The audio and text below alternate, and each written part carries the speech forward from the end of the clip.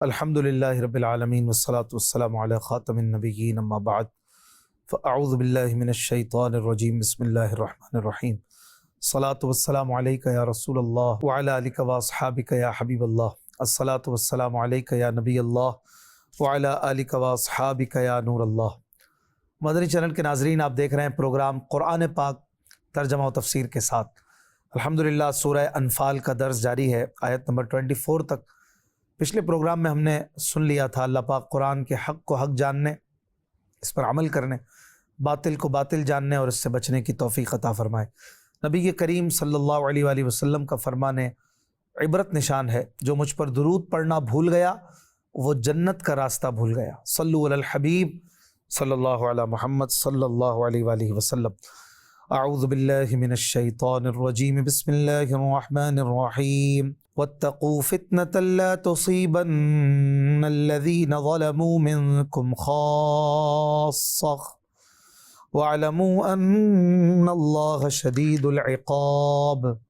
آسان ترجمہ قرآن کنز العرفان۔ اور اس فتنے سے ڈرتے رہو جو ہرگز تم میں خاص ظالموں کو ہی نہیں پہنچے گا، اور جان لو کہ اللہ سخت سزا دینے والا ہے۔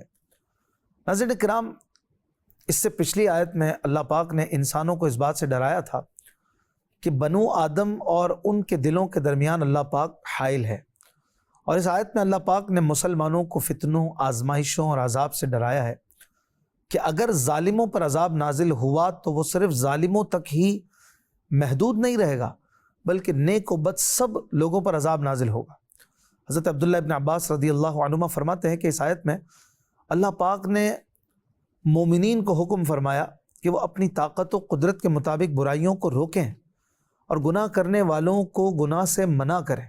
اگر انہوں نے ایسا نہ کیا تو عذاب ان سب کو عام ہوگا اور خطا کار، غیر خطا کار سب اس کی لپیٹ میں آ جائیں گے۔ اس آیت سے پتہ چلا کہ جو قوم قدرت کے باوجود برائیوں سے منع کرنا چھوڑ دیتی ہے اور لوگوں کو گناہوں سے نہیں روکتی، تو وہ اپنے اس ترک فرض کی شامت میں مبتلا عذاب ہو جاتی ہے۔ احادیث مبارکہ میں بھی یہ چیز بیان فرمائی گئی، چنانچہ سرکار علی وقار مدینے کے تاجدار صلی اللہ علیہ وآلہ وسلم نے ارشاد فرمایا، اللہ پاک مخصوص لوگوں کے عمل کی وجہ سے عذاب عام نہیں کرتا جب تک کہ عام طور پر لوگ ایسا نہ کریں کہ ممنوعات کو اپنے درمیان ہوتا دیکھتے رہیں اور اس کے روکنے اور منع کرنے پر قادر ہونے کے باوجود اس سے لوگوں کو نہ روکیں، نہ منع کریں۔ جب ایسا ہوتا ہے تو اللہ پاک عذاب میں عام و خاص سب کو مبتلا کر دیتا ہے۔ حضرت جریر رضی اللہ عنہ فرماتے ہیں کہ میں نے سرور کائنات صلی اللہ علیہ وآلہ وسلم کو ارشاد فرماتے ہوئے سنا کہ کسی قوم میں جو شخص گناہوں میں سرگرم ہو اور وہ لوگ قدرت کے باوجود اس کو نہ روکیں تو اللہ پاک مرنے سے پہلے انہیں عذاب میں مبتلا فرما دیتا ہے۔ استغفر اللہ۔ حضرت عبداللہ ابن مسعود رضی اللہ عنہ سے روایت ہے، تاجدار رسالت صلی اللہ علیہ وآلہ وسلم نے فرمایا، خدا کی قسم تم ضرور نیکی کی دعوت دیتے رہنا اور برائی سے منع کرتے رہنا، اور تم ضرور ظلم کرنے والے کے ہاتھوں کو پکڑ لینا اور اسے ضرور حق پر عمل کے لیے مجبور کرنا۔ یعنی ان سب چیزوں میں نیکی کی دعوت دینے کی ترغیب ہے کہ اپنا کام کرو، تم اپنی ذمہ داری ادا کرو، حق بات کر کے، حق کو بیان کر کے، جب تک تمہاری چلتی ہو۔ فرمایا اگر ایسا نہیں ہوگا تو ورنہ اللہ پاک تمہارے دل بھی ایک جیسے کر دے گا، پھر تم پر بھی اسی طرح لعنت کرے گا جس طرح بنی اسرائیل پر لعنت کی گئی۔ اللہ پاک ہمیں نیکی کی دعوت دینے اور برائی سے منع کرنے کی توفیق عطا فرمائے۔ اگلی آیت میں اللہ پاک ارشاد فرماتا ہے، وَاذْكُرُوا إِذْ أَنْتُمْ قَلِيلٌ مُسْتَضْعَفُونَ فِي الْأَرْضِ تَخَافُونَ أَنْ يَتَخَطَّفَكُمُ النَّاسُ فَآوَاكُمْ وَأَيَّدَكُمْ بِنَصْرِهِ وَرَزَقَكُمْ مِنَ الطَّيِّبَاتِ لَعَلَّكُمْ تَشْكُرُونَ۔ آسان ترجمہ قرآن کنز العرفان۔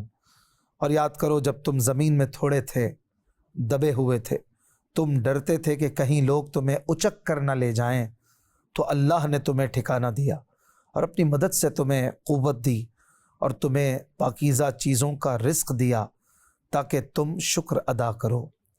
ناظرین کرام، اس سے پچھلی آیات میں اللہ پاک نے مومنین کو اپنی اور اپنے حبیب صلی اللہ علیہ وآلہ وسلم کی اطاعت کا حکم دیا اور فتنے سے ڈرایا، اور اس آیت میں اللہ پاک نے انہیں اپنی نعمتیں یاد دلائیں اور فرمایا کہ اے مہاجرین کے گروہ یاد کرو جب نبی کریم صلی اللہ علیہ وآلہ وسلم کی بعثت سے پہلے تم تعداد میں کم تھے اور ابتداء اسلام میں مکے کی سرزمین پر تمہیں کمزور سمجھا جاتا تھا، اور تم دوسرے شہروں میں سفر کرنے سے ڈرتے تھے کہ کہیں کفار تمہیں لوٹ نہ لیں۔ اللہ پاک نے تمہیں مکے سے مدینہ منتقل کر کے ٹھکانہ دیا اور تم کفار کے شر سے بچ گئے، اور اپنی مدد سے تمہیں قوت عطا کی کہ بدر کی جنگ میں کفار پر تمہاری ہیبت ڈال دی، جس کے نتیجے میں تم اپنے سے 3 گنا بڑے لشکر پر غالب آ گئے، اور تمہیں پاکیزہ چیزوں کا رزق دیا کہ تمہارے لیے مال غنیمت کو حلال کر دیا جبکہ پہلی امتوں پر وہ حرام تھا۔ یہ سب اس لیے ہے تاکہ تم اللہ پاک کی عطا کردہ نعمتوں پر شکر ادا کرو۔ ہر دور میں اسی طرح اللہ پاک اجتماعی اور انفرادی طور پر مسلمانوں کو طرح طرح کی نعمتوں سے نوازتا ہے، مصائب و آلام سے نجات دے کر راحت و آرام عطا فرماتا ہے۔ جب مسلمان اللہ پاک کی ناشکری کرتے ہیں، یاد خدا سے غفلت کو اپنا شعار بنا لیتے اور اپنی نفسانی خواہشات کی تکمیل میں مصروف ہو جاتے ہیں، اور اپنے برے اعمال کی کثرت کی وجہ سے خود کو اللہ پاک کی نعمتوں کے لیے نااہل ثابت کر دیتے ہیں، تو اللہ پاک ان سے اپنی دی ہوئی نعمتیں واپس لے لیتا ہے۔ نعوذ باللہ من ذالک۔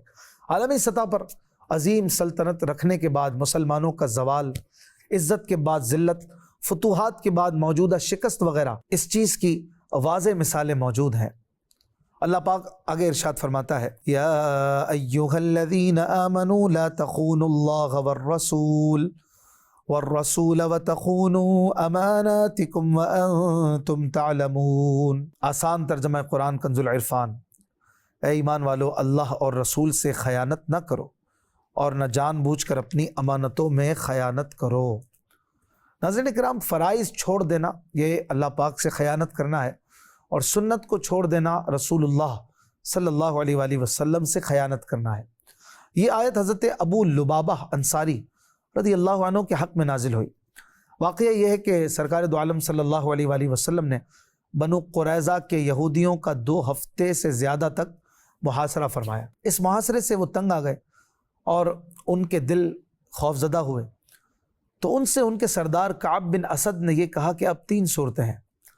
ایک یہ کہ اس شخص یعنی نبی صلی اللہ علیہ وآلہ وسلم کی تصدیق کرو، ان کی بیعت کر لو، کیونکہ خدا کی قسم یہ ظاہر ہو چکا ہے کہ وہ سچے نبی ہیں اور یہ وہی رسول ہیں جن کا ذکر ہماری کتابوں میں ہے، تو ان پر ایمان لے آتے ہیں اور جان، مال، اولاد سب محفوظ ہو جائے گی۔ اس بات کو قوم نے نہ مانا تو کعب نے دوسری صورت پیش کی اور کہا کہ اگر تم اس شخص کو نہیں مانتے تو آؤ پہلے ہم اپنے بیوی بچوں کو قتل کر دیں، پھر تلواریں کھینچ کر محمد صلی اللہ علیہ وآلہ وسلم اور ان کے صحابہ کے مقابلے میں آ جائیں، پھر ہم بھی ہلاک ہو جائیں گے، تاکہ اگر ہم اس مقابلے میں ہلاک بھی ہو جائیں تو ہمارے ساتھ اہل خانہ اور اولاد کا غم تو نہ رہے گا۔ اس پر قوم نے کہا کہ بیوی بچوں کے بعد جینا ہی کس کام کا؟ کعب نے کہا جب یہ بھی منظور نہیں ہے تو پھر حضور علیہ الصلوۃ والسلام سے صلح کی درخواست کرو، شاید اس میں کوئی صورت نکل آئے۔ چنانچہ تیسری صورت انہوں نے مان لی اور حضور علیہ الصلوۃ والسلام سے صلح کی درخواست کی۔ حضور علیہ الصلوۃ والسلام نے اس کے سوا اور کوئی بات منظور نہ فرمائی کہ اپنے حق میں حضرت سعد بن معاذ رضی اللہ عنہ کے فیصلے کو منظور کریں۔ اس پر انہوں نے کہا کہ ہمارے پاس حضرت ابو لبابہ رضی اللہ عنہ کو بھیج دیجئے، کیونکہ حضرت ابو لبابہ رضی اللہ عنہ سے ان کے تعلقات تھے، اور حضرت ابو لبابہ رضی اللہ عنہ کا مال اور ان کی اولاد اور ان کے عیال سب بنو قریظہ کے پاس تھے۔ حضور اقدس صلی اللہ علیہ وآلہ وسلم نے حضرت ابو لبابہ رضی اللہ عنہ کو بھیج دیا۔ بنو قریظہ نے ان سے ان کی رائے پوچھی کہ کیا ہم حضرت سعد بن معاذ کا فیصلہ منظور کر لیں، جو کچھ وہ ہمارے حق میں فیصلہ دے وہ ہمیں قبول ہو جائے۔ حضرت ابو لبابہ رضی اللہ عنہ نے اپنی گردن پر ہاتھ پھیر کر اشارہ کیا کہ یہ گلا کٹوانے والی بات ہے۔ حضرت ابو لبابہ رضی اللہ عنہ کہتے ہیں کہ میرے قدم اپنی جگہ سے ہٹنے نہ پائے تھے کہ میرے دل میں یہ بات جم گئی کہ مجھ سے اللہ پاک اور اس کے رسول صلی اللہ علیہ وآلہ وسلم کے بارے میں خیانت واقع ہوئی ہے، یہ سوچ کر وہ تاجدار رسالت صلی اللہ علیہ وآلہ وسلم کی خدمت میں تو نہ آئے، سیدھے مسجد شریف پہنچ گئے اور مسجد شریف کے ایک ستون سے اپنے آپ کو بندھوا لیا، اور اللہ پاک کی قسم کھائی کہ اب کچھ نہ کھائیں گے نہ پئیں گے یہاں تک کہ مر جائیں گے، یا پھر اللہ پاک ان کی توبہ قبول فرمائے گا۔ وقتاً فوقتاً ان کی زوجہ آ کر انہیں نمازوں کے لیے اور طبی حاجتوں کے لیے کھول دیا کرتی تھی، اور پھر وہ کہتے تھے مجھے باندھ دو، تو انہیں باندھ دیا جاتا تھا۔ حضور علیہ الصلوۃ والسلام کو جب یہ خبر پہنچی تو فرمایا کہ اگر ابو لبابہ میرے پاس آ جاتے تو میں ان کی مغفرت کے لیے دعا کر دیتا، لیکن جب انہوں نے ایسا نہیں کیا اور خود سے وہ ایک ستون سے بند گئے ہیں اور اللہ پاک کے حکم کے منتظر ہیں، تو اب میں بھی انہیں نہیں کھولوں گا جب تک خود اللہ پاک ان کی توبہ قبول نہ کر لے۔ چنانچہ ایسے 7 دن گزر گئے کہ انہوں نے کچھ کھایا نہ پیا، یہاں تک کہ بے ہوش ہو کر گر گئے۔ پھر اللہ پاک نے ان کی توبہ قبول فرما لی۔ صحابہ اکرام رضی اللہ عنہم نے انہیں توبہ قبول ہونے کی بشارت دی، تو انہوں نے کہا خدا کی قسم جب تک رسول اللہ صلی اللہ علیہ وآلہ وسلم مجھے نہ کھولیں گے تب تک میں نہ کھولوں گا۔ رسول اللہ صلی اللہ علیہ وآلہ وسلم نے پھر انہیں اپنے مبارک ہاتھوں سے کھول دیا۔ حضرت ابو لبابہ رضی اللہ عنہ نے عرض کی میری توبہ اس وقت پوری ہوگی جب میں اپنی قوم کی بستی چھوڑ دوں جس میں مجھ سے یہ خطا سرزد ہوئی، اور میں اپنا پورا مال اپنی ملک سے نکال دوں۔ رسول اللہ صلی اللہ علیہ وآلہ وسلم نے فرمایا کہ اپنے مال کا تیسرا حصہ ہی صدقہ کرنا کافی ہے۔ ان کے حق میں یہ آیت نازل ہوئی اور اللہ تبارک و تعالیٰ نے ان کی توبہ بھی قبول فرمائی، اور اس آیت میں یہ بھی بتایا گیا کہ اپنی قوم کے راز دوسری قوم تک پہنچانا یہ سخت جرم ہے۔ اگلی آیت میں اللہ پاک ارشاد فرماتا ہے وَاعْلَمُوا أَنَّمَا أَمْوَالُكُمْ وَأَوْلَادُكُمْ فِتْنَةٌ وَأَنَّ اللَّهَ عِندَهُ أَجْرٌ عَظِيمٌ۔ آسان ترجمہ قرآن کنز العرفان۔ اور جان لو کہ تمہارے مال اور تمہاری اولاد ایک امتحان ہے، اور یہ کہ اللہ کے پاس بڑا ثواب ہے۔ ناظرین اکرام، اس آیت کا خلاصہ یہ ہے کہ اللہ پاک نے مسلمانوں سے فرمایا کہ اللہ پاک نے مال و دولت اور اولاد کی جو نعمتیں تمہیں عطا کی ہیں وہ تمہارے لیے ایک آزمائش ہیں، تاکہ اللہ پاک اس کے ذریعے یہ ظاہر فرما دے کہ تم مال اور اولاد میں اللہ پاک کے حقوق کس طرح ادا کرتے ہو، اور اللہ پاک کے احکامات پر عمل کرنے میں مال اور اولاد کی محبت تمہارے لیے رکاوٹ بنتی ہے یا نہیں۔ اور اس بات پر یقین رکھو کہ اپنے مال اور اولاد میں جتنا تم اللہ پاک کے احکام کے مطابق عمل کرتے ہو اس کا ثواب اللہ پاک کے پاس ہے، لہٰذا تم اللہ پاک کی اطاعت کرو تاکہ آخرت میں تمہیں بے شمار اجر دیا جائے۔ آگے ارشاد فرماتا ہے یا ایھا الذین آمنوا ان تتقوا اللہ یجعل لکم فرقانا ویکفر عنکم سیئاتکم ویغفر لکم واللہ ذو الفضل العظیم۔ آسان ترجمہ قرآن کنز العرفان۔ اے ایمان والو، اگر تم اللہ سے ڈرو گے تو تمہیں حق و باطل میں فرق کر دینے والا نور عطا فرما دے گا، اور تمہارے گناہ مٹا دے گا، اور تمہاری مغفرت فرما دے گا، اور اللہ بڑے فضل والا ہے۔ ناظرین کرام، اس آیت میں فرمایا گیا کہ اگر تم اللہ پاک سے ڈرو گے تو پھر خصوصی انعامات و اکرامات سے تمہیں نوازا جائے گا۔ رب کے حکم پر عمل کرنا یہ اللہ پاک سے ڈرنا ہے، اللہ پاک کی محبت میں زندگی گزارنا اور اس کی ناراضی سے ڈرنا، یہ ڈرنا اصل ڈرنا ہے۔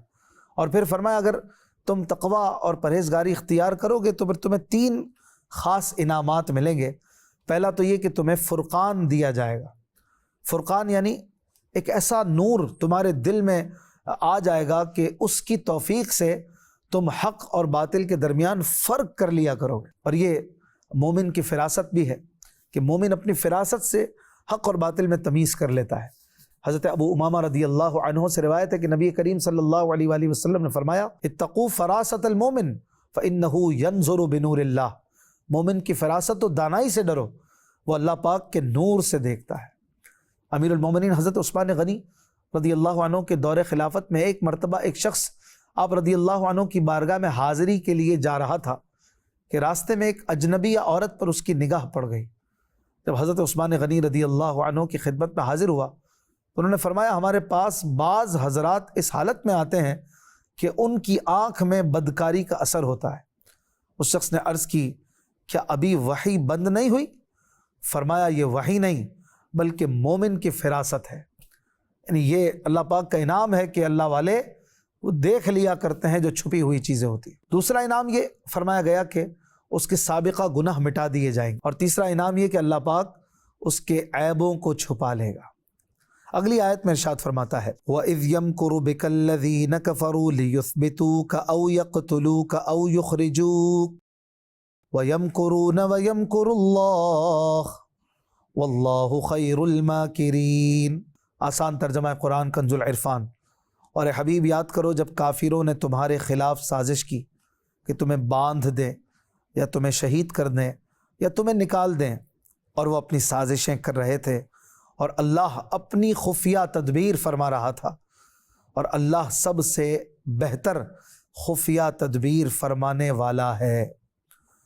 ناظرین کرام، اس آیت میں اس واقعے کا ذکر ہے جو حضرت عبداللہ ابن عباس رضی اللہ عنہما نے ذکر فرمایا کہ کفار قریش دار الندوہ یعنی کمیٹی گھر میں رسول کریم صلی اللہ علیہ وآلہ وسلم کے بارے میں مشورہ کرنے کے لیے جمع ہوئے، اور ابلیس لعین ایک بڈھے کی صورت میں آیا اور کہنے لگا کہ میں نجد کا شیخ ہوں۔ نجد ایک علاقے کا نام ہے جو عرب کا ہے۔ اس نے کہا کہ مجھے تمہارے اس اجتماع کی اطلاع ہوئی تو میں آ گیا، مجھ سے تم کچھ نہ چھپاؤ، میں تمہارا ساتھی ہوں اور اس معاملے میں بہتر رائے سے تمہاری مدد کروں گا۔ انہوں نے اس کو شامل کر لیا اور تاجدار رسالت صلی اللہ علیہ وآلہ وسلم کے بارے میں ان کا مشورہ شروع ہو گیا۔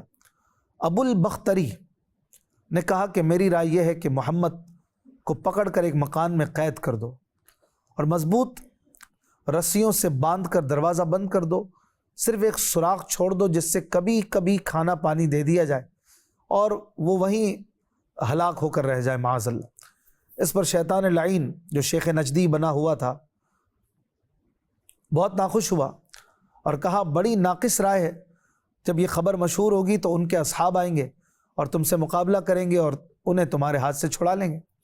لوگوں نے کہا یہ ٹھیک کہتا ہے۔ پھر ہشام بن عمرو کھڑا ہوا، اس نے کہا میری رائے یہ ہے کہ ان کو اونٹ پر سوار کر کے اپنے شہر سے نکال دو، پھر وہ جو کچھ بھی کریں اس سے تمہیں کوئی تکلیف نہیں ہوگی۔ ابلیس نے اس رائے کو بھی ناپسند کیا اور کہا جس شخص نے تمہارے ہوش اڑا دیے ہیں اور تمہارے عقل مندوں کو بھی حیران کر دیا ہے، اس کو تم دوسری طرف بھیجتے ہو؟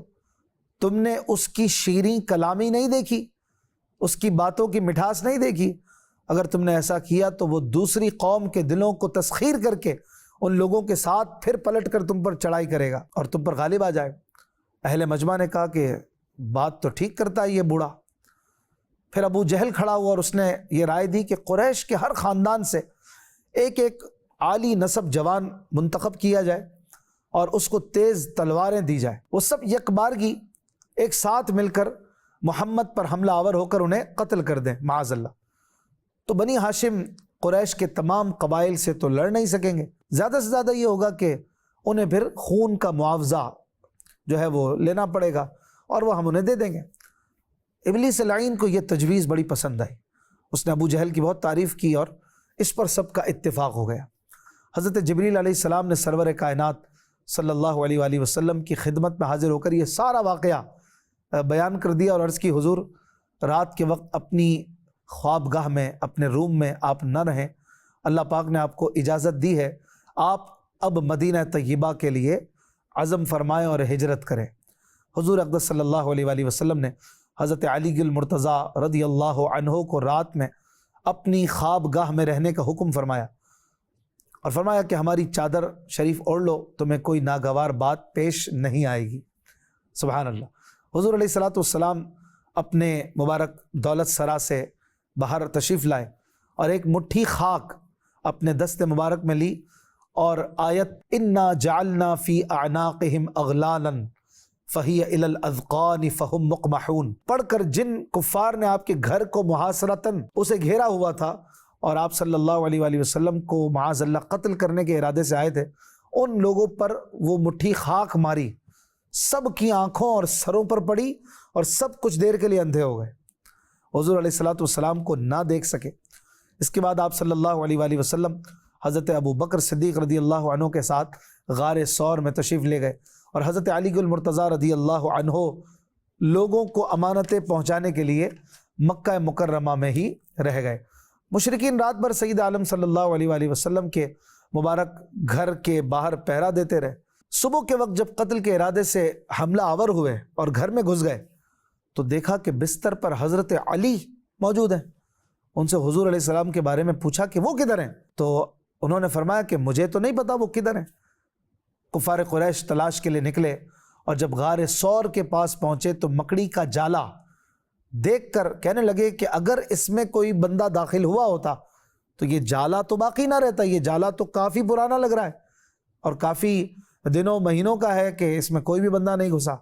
تو یہ اللہ پاک کی طرف سے ایک کرشمہ تھا قدرت کا، اور حضور علیہ السلام کی مبارک جان بچانے کے لیے یہ ایک انداز تھا کہ ایک مکڑی جو تھی اس کو جال بننے کا حکم دیا گیا، اور وہ ایسا جالا اس نے تھوڑی دیر میں بنا دیا کہ آپ صلی اللہ علیہ وآلہ وسلم اندر بھی تشریف فرما تھے اور وہ جالا باہر بن گیا۔ حضور علیہ السلام اس غار میں 3 دن تک ٹھہرے رہے اور پھر مدینہ طیبہ وہاں سے روانہ ہوئے۔ اور جو یہ مشہور واقعات اس بارے میں ملتے ہیں کہ حضرت ابو بکر رضی اللہ عنہ نے کس جاں فشانی کے ساتھ حضور علیہ السلام کی اس غار میں، غار ثور میں خدمت کی، اور آپ صلی اللہ علیہ وآلہ وسلم سے فیض یاب ہوتے رہے۔ کائنات میں حضرت ابو بکر رضی اللہ عنہ کے سوا محبوب کے پاس ان 3 دنوں میں کوئی بھی نہیں تھا۔ کیا قسمت پائی تھی حضرت ابو بکر نے، سبحان اللہ۔ تو اجمالی طور پر اس آیت میں اس نعمت الہی کا تذکرہ کیا جا رہا ہے۔ اللہ پاک سے دعا ہے وہ ہمیں قرآن شریف پر عمل کرنے کی توفیق عطا فرمائے۔ زندگی رہی تو انشاءاللہ الکریم آیت نمبر 31 سے اگلے پروگرام میں سنیں گے۔ اپنا خیال رکھیے گا۔ صلو علی الحبیب صلی اللہ علی محمد صلی اللہ علیہ وسلم۔